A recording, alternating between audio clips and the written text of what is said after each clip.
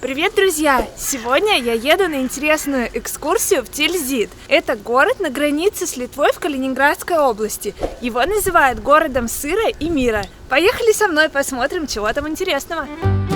У многих туроператоров цены на экскурсии похожи, поэтому выбирала по хорошим отзывам. Поехала с янтарной мозаикой. У них офисы по всей области. Ссылочку на их сайт с описанием всех экскурсий оставлю под этим видео. У них и Куршская коса есть.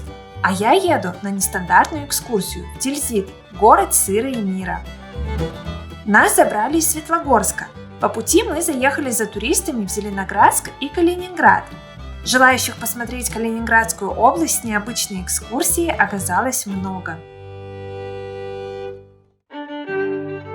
Первая остановка – город Рагнит. Современное название – Неман. Еще лет 5 назад он был в упадке, а сегодня постепенно оживает. Мы сразу идем на сыроварню. Сейчас узнаем, как делают сыр по старинным рецептам Тильзита. Начинаем с дегустации. На экскурсии в Рагните нам предложили 5 сортов сыра. Все сделаны на этой сыроварне.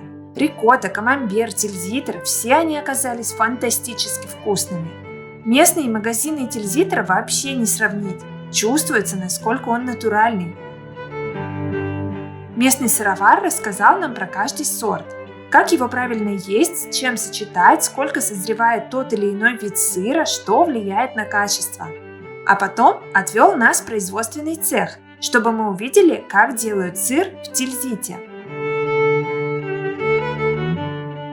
В день мы перерабатываем тонну молока. На выходе 100 кг сыра, 1 к 10. Первый этап и самый главный на всех молочных производствах в России – это пастеризация молока. У нас молоко поступает, тут дальний агрегат, видите, самый большой. Там молоко у нас нагревается, и там же оно охлаждается до температуры заквашивания. Уже после этого мы молоко поделим на 2 части, перельем в одну тару и во вторую. Как вы думаете, зачем мы тонну поделим на 2 части?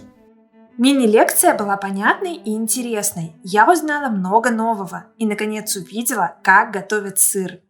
Вот эти красавцы маленькие, которые, это у нас гауда. Вообще в Калининградской области должна получаться идеально гауда, потому что у нас схожий климат. То есть поля, опять же, заливные, влажность большая.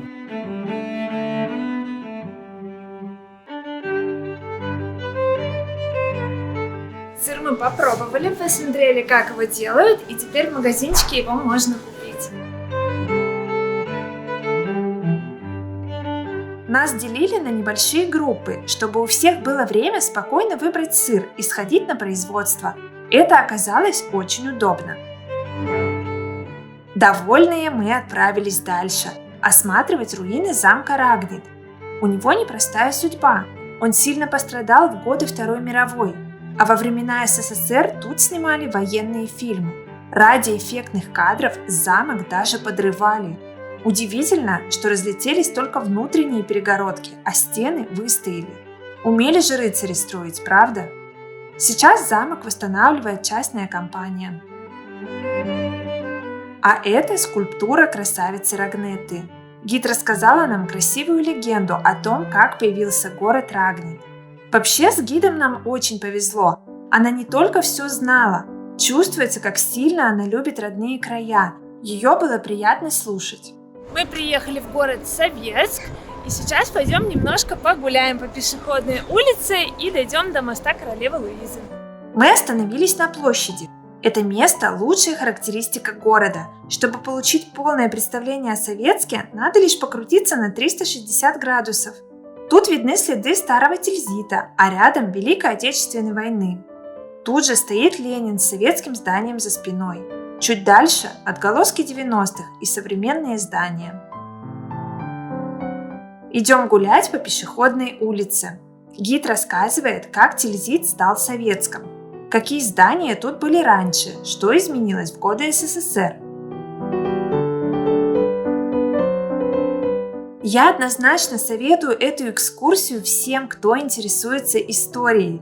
Приграничные города Калининградской области, может быть, не слишком красивые, но на каждом шагу тут таится что-то интересное.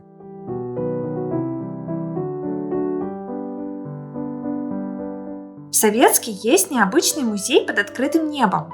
Тут выставлена военная техника времен Великой Отечественной войны. Все можно трогать. Поэтому местные мальчишки с удовольствием ползают по танкам и вертолетам.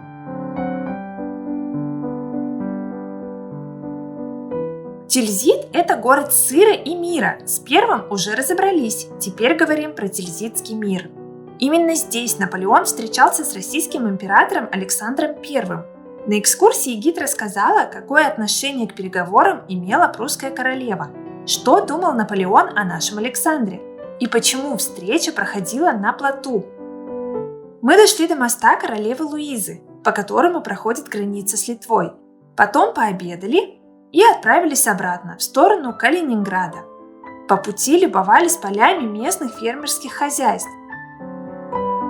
Всех туристов высадили там же, откуда забирали. Экскурсия длилась около 9 часов, но время пролетело незаметно. Ставьте лайк, если вам нравится Калининградская область, и обязательно подпишитесь на мой канал.